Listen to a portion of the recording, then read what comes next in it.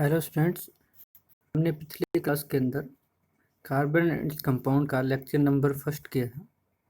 ये class 10th के लिए एक नया चैप्टर शुरू किया था और पिछले लेक्चर के एंडिंग में हम एलोट्रोप्स के बारे में बात कर रहे थे। एलोट्रोप्स ऑफ कार्बन, और एलोट्रोप्स ऑफ कार्बन में हमने 2 एलोट्रोप्स कंप्लीट कर लिए थे, एक डायमंड और एक ग्रेफाइट। एक एलोट्रोप्स और होता है जिसका नाम है फुलरीन। आज हम थर्ड एलोट्रोप्स ऑफ कार्बन की बात करेंगे जिसका नाम है फुलरीन। एक आप हमारे साथ टेलीग्राम ऐप से भी जुड़ सकते हो। टेलीग्राम ऐप पर आप सर्च कर सकते हो स्माइल एजुकेशन, तो वहाँ पे आप इस स्माइल एजुकेशन जो पेज आएगा उसको आप सब्सक्राइब कर सकते हो, या फिर इसका जो लिंक है टेलीग्राम ऐप का वो हमारे डिस्क्रिप्शन बॉक्स के अंदर मिल जाएगा। देखिए बच्चों, फुलरीन्स क्या होता है। फुलरीन के स्ट्रक्चर की बात करें तो fullerene is naturally occurring allotrope of carbon in which 60 carbon atoms are linked to form a stable structure.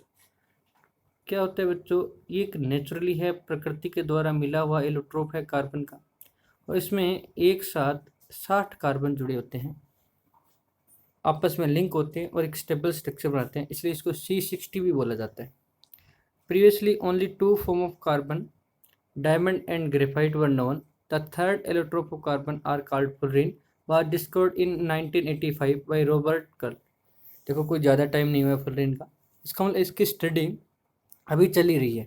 1985 के अंदर तो डिस्कवर हुआ है, इसकी खोज हुई है, अब इस पे रिसर्च चल रही है फुलरीन पे। ठीक है, और अगर बात करें तो fullerene is naturally occurring allotrope of carbon in which 60 carbon atoms are molecules of C60 have highly symmetrical structure in which 60 carbon atoms are arranged in closed net with 20 hexagonal faces, 12 pentagonal faces। ध्यान रखना है बच्चों, कितने hexagonal faces होते हैं 20, और pentagonal faces कितने होते हैं 12। इतना जरूर ध्यान रखना कि जो फुलरीन होते हैं उसके अंदर कितने कार्बन लिंक्ड होते हैं, 60 कार्बन लिंक्ड होते हैं, और दूसरा हेक्सागोनल फेसिस कितने होते हैं 20, और पेंटागोनल फेसिस कितने होते हैं 12। इतने ही याद रखना। The pattern is exactly like the design on the surface of saucer ball. जो आपकी ये बॉल होती है, इस बॉल के ही होता है। ठीक है, जैसे आपने पीछे देखा होगा, ये एक कह सकते हो जो आपकी लाइक ए फुटबॉल, वैसा इसका क्या होता है स्ट्रक्चर होता है। ठीक है,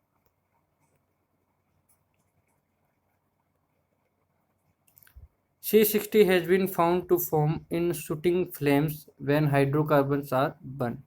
जब आप हाइड्रोकार्बन्स को बर्न करते हो, जलाते हो, तो उसके शूटिंग फ्लेम्स के अंदर भी आपको C60 मिलता है। All the fullerenes have even number of atoms with formula ranging up to C400। काफ़ी चेंजिंग हो सकते हैं इसमें, C400 एंड हाइयर भी हो सकते हैं। These materials offer existing prospect of technical application. For example, C60 rapidly accepts and donates electron. It has possible application in batteries। यानी बहुत ज़्यादा इसकी टेक्निकल एप्लीकेशन हो सकती है, क्योंकि जो आपका C60 है वो रेडली बिना किसी रुकावट के आसानी से इलेक्ट्रॉन एक्सेप्ट भी कर लेता है, इलेक्ट्रॉन डोनेट भी कर लेता है, इसलिए इसको बैटरी में यूज भी किया जाता है। और अगर हम फुलरीन का यूज देखें तो ये सेमीकंडक्टर सुपर कंडक्टर में यूज होता है, सेमीकंडक्टर में यूज होता है, लुब्रिकेंट में यूज होता है, कैटालिस्ट के तौर पे भी यूज होता है। कैटालिस्ट ऐसे सब्सटेंस होते हैं जो केमिकल रिएक्शन की जो स्पीड है उसको घटा भी देते हैं और बढ़ा भी देते हैं। जनरली तौर पे स्पीड को बढ़ाने के लिए हम यूज करते हैं। As highly tensile fibre of construction industry के अंदर, inhibiting agents in the activity of the AIDS virus. तो बहुत जगह इसका क्या किया जा रहा है, यूज किया जा रहा है। तो वैसे आपका फुलरीन ज़्यादा नहीं पूछा जाएगा, बस इतना ध्यान रखना कितने कार्बन लिंक्ड होते हैं, 60 कार्बन लिंक होते हैं, कितने हेक्सागोनल फेसिस होते हैं 20, कितने पेंटागोनल फेसिस होते हैं 12। बस इतनी ही बात आपको ध्यान रखनी है फुलरीन के बारे में। एक्सप्लेनिंग कंडक्शन इन कार्बन, ये वैसे मैंने आपको बता दिया था कि डायमंड के अंदर एक जो कार्बन होता है वो 4 अदर कार्बन एटम के साथ जुड़ा होता है और इसके पास कोई फ्री इलेक्ट्रॉन नहीं होता, जिसकी वजह से इसमें करंट फ्लो नहीं होता। जबकि ग्रेफाइट की बात की थी हमने, तो ग्रेफाइट में इस तरह से हमने हेक्सागोनल फेसिस बनाते गए थे और ये जो हेक्सागोनल फेसिस हम बनाते जा रहे थे, इनकी लेयर भी एक नीचे बनी थी। इसमें देखिए एक जो कार्बन है केवल और केवल 3 कार्बन एटम से जुड़ा हुआ है और जो 4th इलेक्ट्रॉन है वो क्या है बच्चों, फ्री। और इस फ्री इलेक्ट्रॉन के कारण ये गुड कंडक्टर ऑफ इलेक्ट्रिसिटी है। तो ग्रेफाइट तो गुड कंडक्टर ऑफ इलेक्ट्रिसिटी क्यों है? क्योंकि उनके अंदर एक कार्बन 3 अदर कार्बन एटम के साथ जुड़ा होता है और जो 4th इलेक्ट्रॉन होता है वो फ्री होता है। जबकि डायमंड आपका इंसुलेटर होता है क्योंकि एक कार्बन 4 अदर कार्बन एटम के साथ जुड़ा होता है और इसके साथ कोई फ्री इलेक्ट्रॉन है नहीं होता। जब इलेक्ट्रॉन ही नहीं होंगे मूव करने के लिए तो उसमें करंट पास नहीं हो सकता बच्चों, ठीक है। In diamond 4 electrons in the outer shell of each carbon atom are used to make covalent bond. This means that there are no free electrons and so diamond is an insulator. In graphite, only 3 of outer shell electrons are used in bonding to other carbon atom. This leaves 1 electron per atom free to move. So graphite act as an electrical conductor. And जो मैंने बात बोली है उसको English में लिख रखा है और कुछ भी नहीं है, ठीक है बच्चों। डिफरेंस, ये बहुत अच्छा क्वेश्चन बनता है, बहुत बार एग्जाम के अंदर आया है, यानी वेरी इंपॉर्टेंट आप क्वेश्चन कह सकते हो। Difference between properties of diamond and graphite. Diamond and graphite में क्या डिफरेंस है? Diamond is the hardest material known, यानी ये बहुत कठोर मटेरियल होता है, जबकि ग्रेफाइट कैसा होता है, सॉफ्ट होता है। Diamond is the ultimate abrasive, यानी एक अपवर्षक के रूप में ही आपको मिलता है, जबकि ग्रेफाइट एक बहुत ही गुड लुब्रिकेंट के तौर पे यूज किया जाता है। लुब्रिकेंट जैसे गाड़ियों में मोबिल होता है, वैसे क्या होता है बच्चों, बहुत सारी मशीनें ऐसी होती है जो हाई टेम्परेचर पे काम करती है और वहाँ पे जो हम लिक्विड लुब्रिकेंट डालते हैं जैसे मोबिल वगैरह डालते हैं वो वहाँ पे काम नहीं करता ड्यू टू हाई टेम्परेचर के कारण। तो वहाँ पे उस मशीन के पार्ट घिसे नहीं, उसको चिकना बनाए रखने के लिए जैसे हम लिक्विड लुब्रिकेंट का यूज करते हैं गाड़ियों में, वैसे ही उन मशीनों में ग्रेफाइट यूज किया जाता है लुब्रिकेंट के तौर पे। Diamond is an excellent electrical insulator, ये मतलब आपका इंसुलेटर होता है, अभी पढ़ा, करंट पास नहीं होता। जबकि ग्रेफाइट क्या होता है, गुड कंडक्टर ऑफ इलेक्ट्रिसिटी होता है। Diamond is best known naturally occurring thermal conductor होता है, ये धूप में रख दो या उसको गर्म करो तो ये हीट को ऑब्जॉर्व कर लेता है, मतलब धूप या गर्म करने पर ही गर्म हो जाता है। Some form of graphite are used for thermal insulation, fire breaks and heat shield, तो ये अलग होता है, ये इंसुलेशन होता है। Diamond is highly transparent, diamond के आर पार देखा जा सकता है, ट्रांसपेरेंट होता है, जबकि ग्रेफाइट आपका कैसा होता है, ओपेक होता है। आपने देखा होगा पेंसिल के अंदर इसका ब्लैक कलर होता है, इसके आर पार नहीं देखा जा सकता। Diamond crystallises in the cubic system, इनके जो सारे कार्बन जो जुड़े होते हैं वो कौन से फॉर्म में जुड़े होते हैं, क्यूबिक सिस्टम में जुड़े होते हैं। जबकि ग्रेफाइट में कैसे जुड़े होते हैं, हेक्सागोनल सिस्टम में। अभी बनाया था ना 2-3 हेक्सागोनल मैंने बनाए थे, जब मैंने आपको ये बताया कि एक कार्बन है 3 अदर कार्बन एटम के साथ जुड़ा होता है और चौथा इलेक्ट्रॉन इसके अंदर क्या होता है, फ्री होता है, ठीक है। तो इसका हेक्सागोनल होता है। आई बात समझे?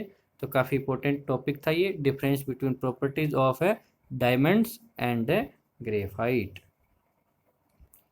वर्सेटाइल नेचर ऑफ कार्बन की बात करें तो इसमें पहले आता है कैटिनेशन। कैटिनेशन प्रॉपर्टी क्या होती है, सीधे से शब्दों में बताऊं तो कार्बन क्या करता है, अपने ही फैमिली यानी कार्बन एलिमेंट के एटम के साथ चेन बना लेता है, लंबी से लंबी क्या बनाता है, चेन।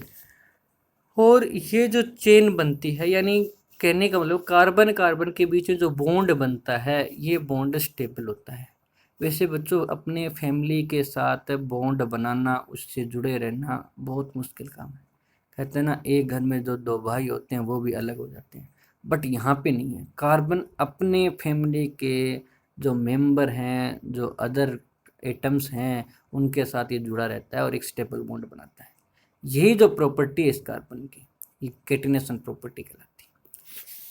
और ये इस तरह से तो बना ही बना सकता है लीनियर चेन, और ये जो है वो ब्रांच चेन भी बना सकता है। जैसे इस तरह से कार्बन की ये चेन चल रही थी, और यहाँ और भी आपकी कार्बन की चेन बन सकती है, ब्रांच चेन भी बन सकती है। ठीक है, अलग अलग साइज की, कोई छोटी होगी कोई बड़ी होगी। The property of self linking of carbon atoms. Self linking का मतलब खुद के साथ लिंक करना, खुद ही लिंक हो जाता है। Through covalent bond to form long straight और ब्रांच चेन एंड रिंग। कई बार रिंग भी बनता है बच्चों, जैसे आपके कार्बन इस तरह से भी कनेक्ट हो जाते हैं और एक रिंग का फॉर्मेशन करते हैं, यानी क्लोज चेन को बोला is called catenation. Tendency to form multiple bond. Due to small size of carbon, it has strong tendency to form multiple bond, double or triple, by sharing more than one electron pair. As a result, it form a variety of compounds. बहुत सारे compounds क्यों बनाता है? क्योंकि आपके पास इस carbon का size छोटा होता है, जिसके कारण ये मल्टीपल बॉन्ड बना सकता है। ठीक है, एक से ज़्यादा। जैसे वैसे तो आपको बाद में समझ में आएगा, एक मॉलिक्यूल होता है CH3 और CH3, तो यहाँ पे सिंगल बॉन्ड बना हुआ है कार्बन कार्बन के बीच में, इसका नाम है इथेन। इसी प्रकार है CH2 डबल बॉन्ड CH2, इसका नाम है इथीन। नाम कैसे करेंगे आपको बताएंगे, बट अभी समझ रहे कि मल्टीपल बॉन्ड बना सकते हैं। इसी प्रकार HC ट्रिपल बॉन्ड है CH, ये हो जाएगा आपका इथाइन। क्या हो जाएगा? इथाइन। ठीक है, तो इथेन के अंदर कार्बन कार्बन सिंगल बॉन्ड है, इथेन के अंदर कार्बन कार्बन डबल बॉन्ड है, और इथाइन के अंदर कार्बन कार्बन ट्रिपल बॉन्ड है, यानी कार्बन आपके पास मल्टीपल बॉन्ड बना सकता है। नेक्स्ट है एक कंपाउंड कार्बन का जिसका नाम है हाइड्रोकार्बन। क्या नाम है बच्चों? हाइड्रो प्लस कार्बन से मिलकर बना हुआ वर्ड कार्बन। हाइड्रो का मतलब होता है हाइड्रोजन, और कार्बन का मतलब कार्बन ही, यानी एक ऐसा कंपाउंड जिसके अंदर ओनली कार्बन हाइड्रोजन हो। तीसरा नाम, जो केवल कार्बन और हाइड्रोजन से मिलकर कोई कंपाउंड बनता है, उस कंपाउंड को हम हाइड्रोकार्बन कहते हैं। है ना आसान? नाम खुद बताएगा आपको कि व्हाट इज हाइड्रोकार्बन पूछेगा तो आप खुद ये आंसर दे देगा कि भाई मैं एक ऐसा कंपाउंड हूँ जो केवल और केवल कार्बन हाइड्रोजन होना चाहिए, कार्बन हाइड्रोजन के अलावा तीसरा कोई भी नहीं होना चाहिए। The organic compound containing only carbon and hydrogen are called hydrocarbon, और major source of hydrocarbon is petroleum. जो मेजर सोर्स है हाइड्रोकार्बन का वो कौन सा है? पेट्रोलियम। पेट्रोलियम प्रोडक्ट के अंदर सबसे ज़्यादा हाइड्रोकार्बन होता है, और पेट्रोल के अंदर ज़्यादा अमाउंट के अंदर ऑक्टेन होता है बच्चों। कौन सा होता है? ऑक्टेन। ठीक है,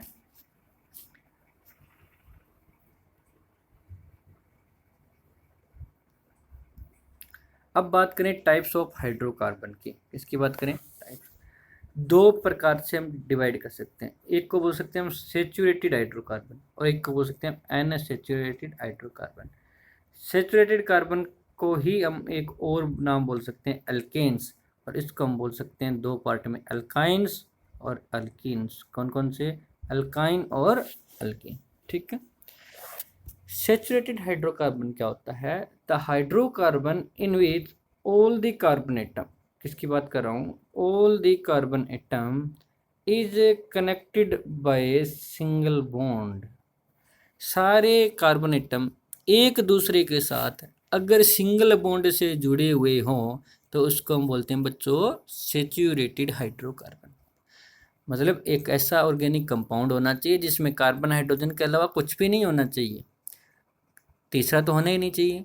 ओनली कौन कौन सी होनी चाहिए? Carbon hydrogen. और उस कंपाउंड के अंदर कार्बन कार्बन के बीच बॉन्ड अगर सिंगल बने हुए हैं तो वो आपके पास सेचुरेटेड हाइड्रोकार्बन कहलाता है। इसी को हम अल्केन्स बोलते हैं। अनसैचुरेटेड हाइड्रोकार्बन, जिसके अंदर आपके पास कार्बन कार्बन मल्टीपल बॉन्ड हो, कार्बन कार्बन कौन से हो? मल्टीपल बॉन्ड हो, तो उसको हम क्या बोलेंगे बच्चों? Unsaturated hydrocarbon. एक ऐसा हाइड्रोकार्बन जिसमें कार्बन कार्बन ने मल्टीपल बॉन्ड बना रखे हों उसको हम बोलेंगे अनसैचुरेटेड। तो इसमें दो पार्ट होते हैं, एक अल्काइंस और एक अल्कीन्स। अल्कीन्स में डबल बॉन्ड और अल्काइन में ट्रिपल बॉन्ड।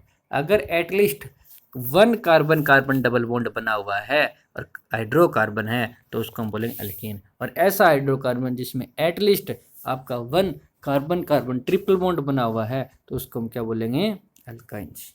ठीक है,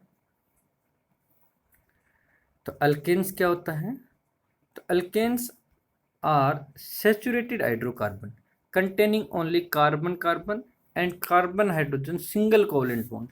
कार्बन कार्बन के भी और कार्बन हाइड्रोजन के भी क्या होने चाहिए, सिंगल बॉन्ड होने चाहिए।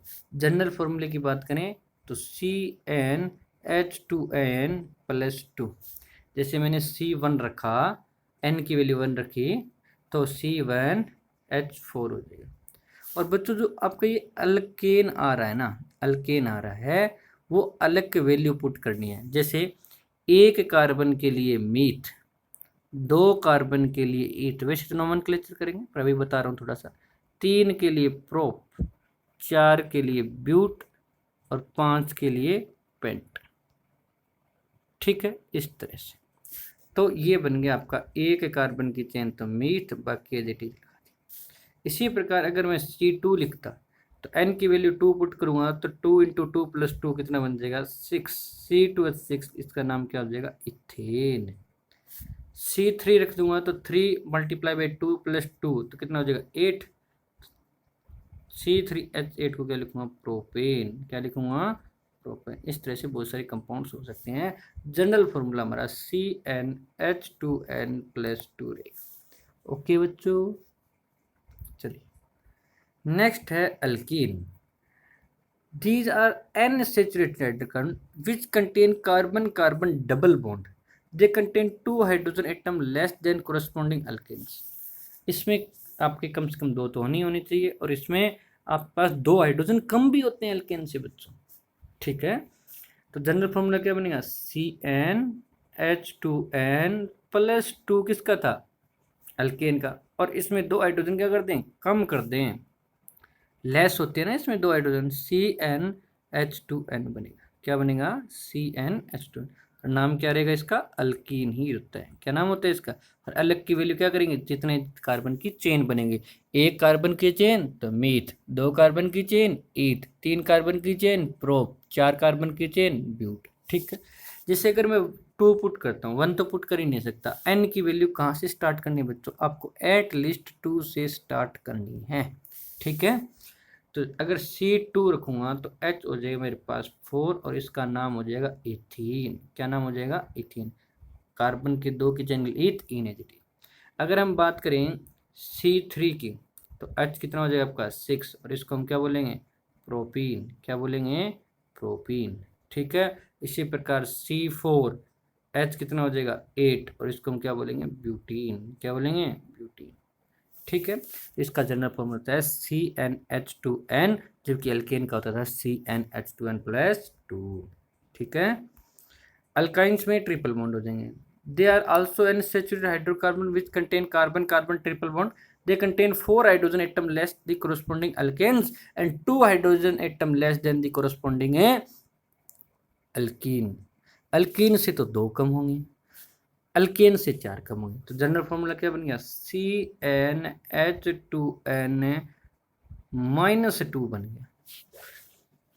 ठीक है, 2 और कम कर दिए। अल्कीन का क्या बना था, CnH2n, उसमें 2 कम और कर दिए। तो ये जनरल फॉर्मूला। और N की वैल्यू क्या रहेगी, 2 ही रहेगी। 3 भी हो सकती है, 4 भी हो सकती है, N 2 से स्टार्ट होगा, 1 नहीं होगा। और इसका नाम क्या है, अल्काइन। तो अलग की वैल्यू पुट कर देंगे, बाकी आइनएचटी। जैसे अगर मैं C2 की बात करूँ तो H भी मेरे पास 2 होगा। C2H2 को बोलूँगा मैं इथाइन। क्या बोलूँगा, इथाइन। 3 ले लूँ तो C3 और H कितना हो जाएगा, 4 ही ना। 2 × 3 - 2 तो इसको हम क्या बोलेंगे, प्रोपाइन। क्या बोलेंगे बच्चों, प्रोपाइन। ठीक है, तो ये अल्केन, यानी अल्केन इनके अंदर सिंगल बॉन्ड हो, अल्कीन जिसके अंदर डबल बॉन्ड हो, अल्काइन जिसके अंदर ट्रिपल बॉन्ड हो। और आसानी से याद हो जाएगा जब हम इसका नोमेनक्लेचर करेंगे, अल्केन अल्कीन अल्काइन क्या होते हैं। अभी तो याद कर रहे हो ना, फिर याद करने की जरूरत नहीं है। ऑर्गेनिक कंपाउंड्स की क्लासिफिकेशन देखें ऑर्गेनिक कंपाउंड्स की अगर क्लासिफिकेशन देखें तो उस ऑर्गेनिक कंपाउंड्स को पहले तो दो कैटेगरी में डिवाइड किया जाता है। अच्छा, ऑर्गेनिक कंपाउंड्स कार्बन कंपाउंड को बोलते हैं। कार्बन कंपाउंड को ऑर्गेनिक कंपाउंड क्यों बोला गया? क्योंकि जो आपके ऑर्गेनिक कंपाउंड्स होते हैं, जो ज़्यादा ऑर्गेनिक कंपाउंड्स है वो हमें लिविंग ऑर्गेनिज्म से, प्लांट से, नेचर के द्वारा में मिलते हैं, एनिमल से। तो इसलिए इनको हम क्या बोला, ऑर्गेनिक कंपाउंड। दो पार्ट में, एक ओपन चेन जिसकी कार्बन कार्बन जो जुड़े होंगे वो चेन जो बनेगी वो आपकी ओपन बनेगी। एक कौन सी बनेगी, क्लोज। क्लोज में दो होते हैं, एक होती है एलिसाइक्लिक और एक एरोमेटिक। ठीक है, तो चलिए इनको भी वन बाई वन देख लेते हैं। ये बच्चों मैं आपको बता दूं 10th के हिसाब से ज़्यादा इंपॉर्टेंट नहीं है। अभी जो किया अल्केन अल्कीन अल्काइन वो बहुत ज़्यादा इंपॉर्टेंट है, और 10th क्लास के हिसाब से ये ज़्यादा इंपॉर्टेंट नहीं है। फिर करवा क्यों रहा हूँ? जब बच्चों आप कोई 10th बेस पे अच्छा कंपटीशन का पेपर दोगे ना, तो उसके लिए ज़रूरी है। ठीक है, तो थोड़ा सा जान लेते हैं इसके बारे में। ओपन चेन क्या होता है, नाम से तो क्लियर हो ना, open chain. These compounds contain open chain of carbon atom which में बी स्ट्रेट चेन और ब्रांच चेन इन नेचर। वो स्ट्रेट भी हो सकती है और वो ब्रांच भी हो सकती है, बट आपका फर्स्ट कार्बन लास्ट कार्बन के साथ जुड़ा हुआ नहीं होना चाहिए। जब तक आपका फर्स्ट कार्बन लास्ट कार्बन के साथ नहीं जुड़ेगा तब तक चेन क्लोज नहीं बनेगी। ठीक है, क्लोज चेन में आपका क्लोज बनाएगा। The organic compounds can have cyclic और ring structure. A minimum of 3 atoms are needed. कम से कम आपको 3 कार्बन एटम तो चाहिए ना, तभी तो बनेगा। ठीक है, और इसके सारे बॉन्ड आपके पास क्या हो, सिंगल हो। ये हो गए अब कंप्लीट। इसको बोलते हैं साइक्लोप्रोपेन। क्या बोलते हैं, साइक्लोप्रोपेन। और ये भी दो प्रकार के होते हैं, एक होता है एलिसाइक्लिक और एक होता है एरोमेटिक। ओपन चेन कंपाउंड्स में क्या होता है कि जो कार्बन एटम जो चेन बनाते हैं वो ओपन बनाते हैं। और अब चेन आपकी स्ट्रेट भी हो सकती है और चेन आपकी ब्रांच भी हो सकती है। क्लोज में आपके जो चेन बनेगी वो रिंग बनेगी, यानी आपस में बंद हो जाएगा, या फिर आपके पास साइक्लिक चेन बनती है, तो उसको हम क्या बोलते हैं, क्लोज चेन बोलते हैं। और क्लोज चेन के अंदर एलिसाइक्लिक और एरोमेटिक दो कंपाउंड्स होते हैं। एलिसाइक्लिक कंपाउंड्स क्या होते हैं, दोज कार्बोसाइक्लिक कंपाउंड्स। कार्बोसाइक्लिक का मतलब कार्बन कार्बन की क्लोज चेन। कार्बन कार्बोसाइक्लिक का मतलब क्या होता है, कार्बन कार्बन की क्लोज चेन बननी चाहिए। Which resemble aliphatic compounds in their properties are called alicyclic compounds. Aliphatic का मतलब आप ऐसे मान लीजिए कि जो कार्बन कार्बन के जो सिंगल बॉन्ड के कंपाउंड की प्रॉपर्टीज होती है उनके साथ मैच करनी चाहिए। पहली बात क्लोज होनी चाहिए, और दूसरा कार्बन कार्बन के बीच में जो सिंगल बॉन्ड होता है उस जैसी प्रॉपर्टी होनी चाहिए। तो यही एग्जांपल आपको मैं बता सकता हूँ। अभी जो आपको दिया, इसके दो दो हाइड्रोजन आप लगा सकते हो, बॉन्ड इसके 4 कंप्लीट हो जाएंगे कार्बन के, और क्लोज भी हो जाएंगे और सिंगल बॉन्ड भी है। इसी तरह से आप एक स्क्वायर सोच सकते हो, स्क्वायर के हर कॉर्नर पे आप क्या लगा सकते हो, 4 कार्बन, और प्रत्येक कार्बन कितने हाइड्रोजन एटम से जोड़ देंगे, 2 हाइड्रोजन एटम से क्या कर देंगे, कनेक्ट कर देंगे। ठीक है बच्चों, तो इनकी जो प्रॉपर्टीज होती है वो ओपन चेन कंपाउंड की तरह ही होती है, बट इसमें कार्बन कार्बन क्लोज चेन बनाते हैं। इस प्रकार के कंपाउंड को हम क्या बोलते हैं, कार्बोसाइक्लिक कंपाउंड्स बोलते हैं, सॉरी एलिसाइक्लिक कंपाउंड्स बोलते हैं। नेक्स्ट अगर हम बात करें तो आपका aromatic compounds. Organic compounds which certain one और मोर फ्यूज्ड या isolated benzene ring are called aromatic compounds. Benzene ring होता है, वैसे पहले इसका एक अरोमा वर्ड था, और अरोमा ग्रीक लैंग्वेज का वर्ड है जिसका मतलब होता है प्लीजेंट स्मेल, जिसमें सुगंधित सुगंध आती हो, उस कंपाउंड को हमने एरोमेटिक बोला था। बेंजीन की रिंग होनी चाहिए। एक बेंजीन है जिसका नाम है, कंपाउंड है बेंजीन, जिसका फॉर्मूला है C6H6, और ये इस तरह से जुड़ा होता है बच्चों, C, फिर आपके पास C हेक्सागन बना होता है इसका, फिर C और फिर C। एक एक आपके पास क्या होते हैं, हर कार्बन के पास हाइड्रोजन होते हैं। आगे डिटेल में पढ़ लेंगे बेंजीन को भी। ये आपके पास इस तरह से जुड़ा होता है, पर एक छोड़कर एक आपका मल्टीपल बॉन्ड भी बना होता है। तो ये स्ट्रक्चर किसका होता है, बेंजीन का। और आप इसको रफली ऐसे भी बना सकते हो, हेक्सागन बनाया, एक छोड़कर एक डबल बॉन्ड दिखाया, ये भी किसका है, बेंजीन का स्ट्रक्चर है। ठीक है बच्चों, तो ये थोड़ा सा आइडिया दिया आपको, बाकी आपके 10th में इतना ज़्यादा नहीं पूछा जाएगा। थैंक यू बच्चों। अगर आपको ये वीडियो पसंद आया तो आप इस स्माइल एजुकेशन पेज को क्या कर सकते हो, सब्सक्राइब कर सकते हो, और जो वीडियो अच्छी लगी तो लाइक कर सकते हो। अपने बच्चों के साथ, अपने फ्रेंड्स के साथ आप शेयर भी कर सकते हो। ठीक है ना, ताकि ज़्यादा से ज़्यादा फ़ायदा मिले। अगर आपको लगता है कि हाँ ये लेक्चर अच्छा था तो अपने फ्रेंड्स को भी बताइए ताकि वो भी अच्छा करें। ठीक है, थैंक यू बच्चों।